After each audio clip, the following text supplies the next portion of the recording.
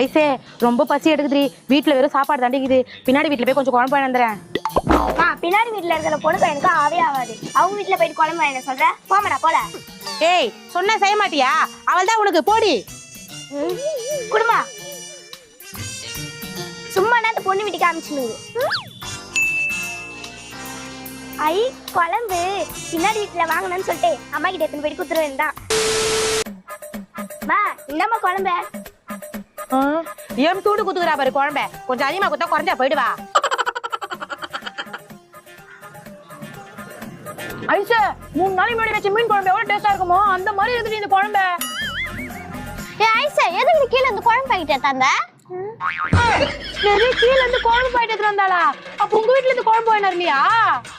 இல்லங்க ஆண்டி, அதை சொல்லதான் வந்தேன். ஏன்டி கீழே இந்த குழம்பு எடுத்துட்டு வந்தாரே உன்ன?